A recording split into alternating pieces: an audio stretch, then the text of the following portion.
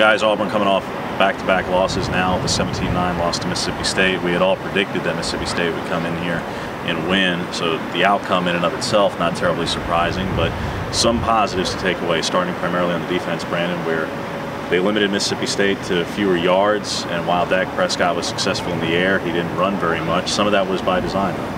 Yeah, they say the defensive linemen were saying that they had a plan to where they would keep and contain Dak Prescott in the pocket.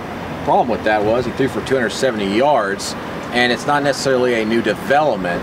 Dak Prescott has not been running the football a lot this season, so to think he was going to suddenly start running it outside, which is possible if they gave it to him, but it didn't happen.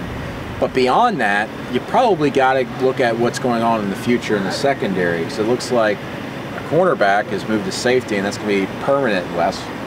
Right, yeah. Blake Countess is going to be moving over there, and I mean, Will Muschamp basically said that that's a position that they really need some improvement at, and so you know, we'll see how that shakes up everything. But I mean, going back to the game, you know, obviously in the first half is where Mississippi State did most of its damage. Auburn fell in this early hole and just couldn't get out, but showed a little bit of improvement, I guess, in the second half, forcing the turnover, 4 punts, and the offense just couldn't do anything.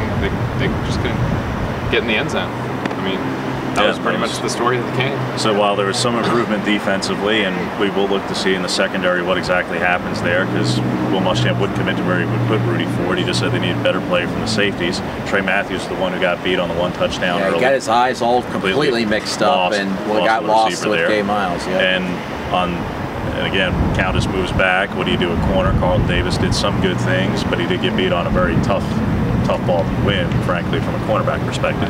Offensively, though, not reaching the end zone for the first time under Gus Malzahn as the head coach. That would be the story offensively. He said as much. You get it down into the red zone 4 times, you settle for 2 field goals, a missed field goal, and an interception.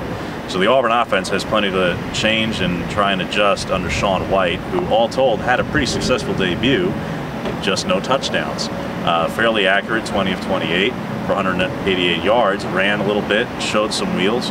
But that said, while he did not lose in the game by any stretch of the imagination, Sean White did not do enough to win in the game either. So we will look to see if they maintain with Sean White as expected this week ahead against San Jose State, or if they look to integrate Jeremy Johnson back in the offense moving forward.